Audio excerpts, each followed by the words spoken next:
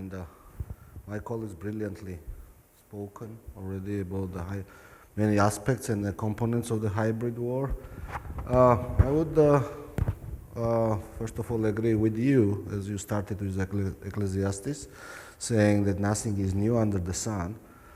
And most components or most aspects of this hybrid war were used by Soviet Union since very beginning. We can see there's paramilitary aspects. We've seen many times the military aspects of it. We've seen, as Lenin referred to them, the useful idiots, that we are the part of the information warfare. We've seen economy and business weaponized. We've seen trade and energy weaponized, and we've seen penetration of the special services into the state institutions of the neighboring countries. That was really the bigger scale than we even now think of. We've seen this something new, the cyber war, but well, this also has two aspects. One is the direct attack on the infrastructure, as Sorin mentioned, and then second aspect is the informational aspect. We've seen, we can see that thousands of fake accounts, the people are appearing in the social networks and then pushing and propaganda, making the propaganda war on the target. But the most important and interesting part of it is that most of these hybrid war components, they are well targeted, well organized, and well coordinated, but also they are country specific. If we speak of two different direct attacks, it's Georgia 2008 and Ukraine 2000, well, it started last year. So military aspect, even in Georgia there was the very open military aspect with just direct intervention without any cover. In Ukraine, it was the direct military intervention, but with the cover.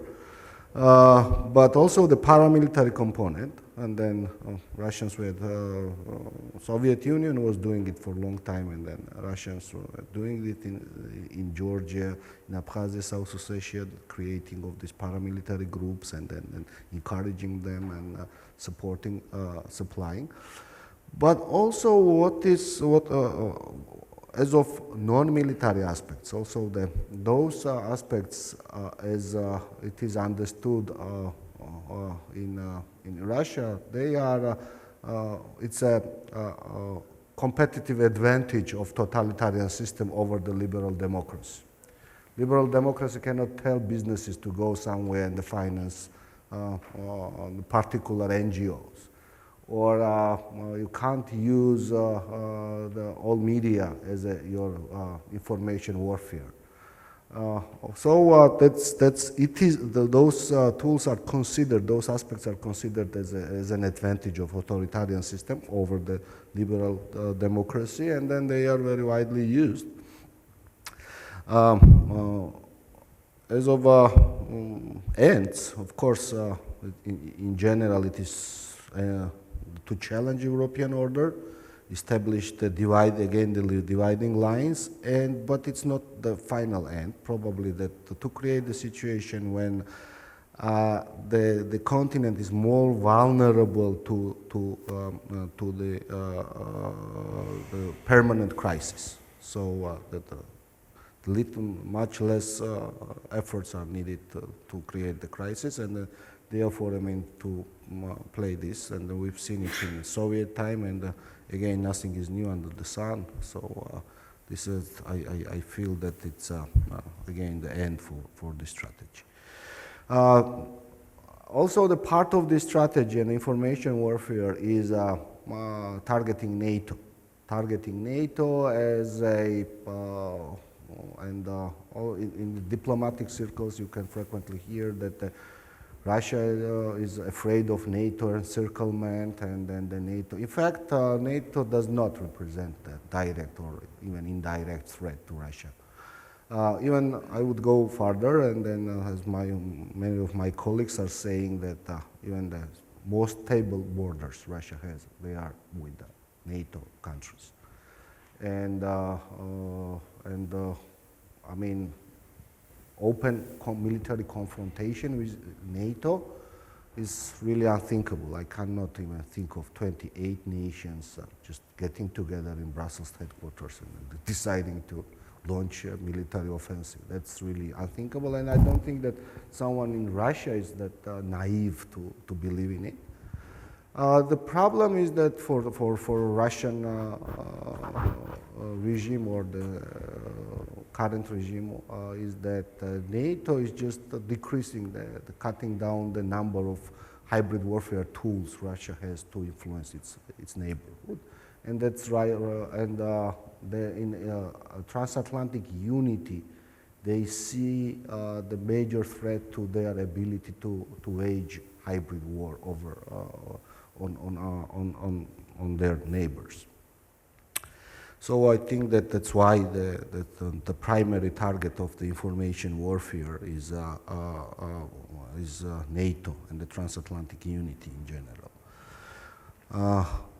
I'd like to say a couple of words about the information war and the nature of the information war. As I said, that it's really very country-specific what Russians are doing with regard of information in Baltic countries. It's really different from what they are doing in Georgia, for example.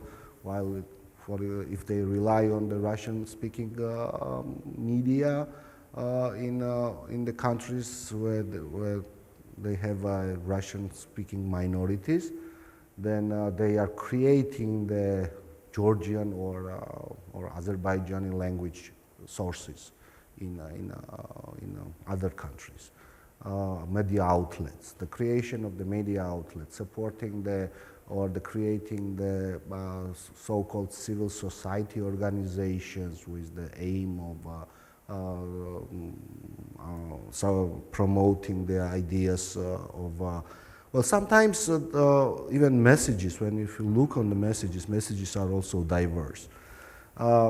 They are not only targeting particular country or the strategy is the country specific, but also the society specific. They are targeting also the information war is targets not only the society in a whole, but also the different classes of society.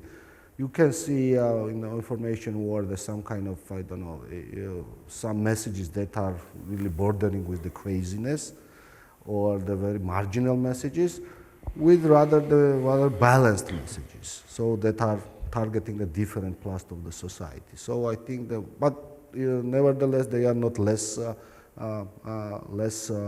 dangerous. And of course, the information war is not only about the media outlets. It's much bigger than that. It's about the different NGO organizations. It's also uses a lot the penetration of the special services within the societies and the different kind of messages that are delivered from this field. And of course, the economy, business, trade, and energy.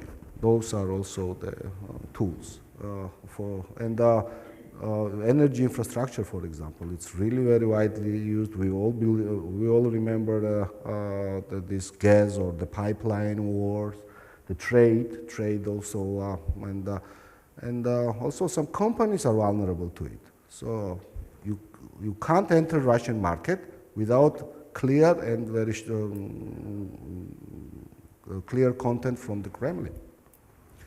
It's not like entering other markets as well, more liberal markets. So I think that those were some points about the different aspects of hybrid war, and I will stop here and be glad to answer any questions audience may have.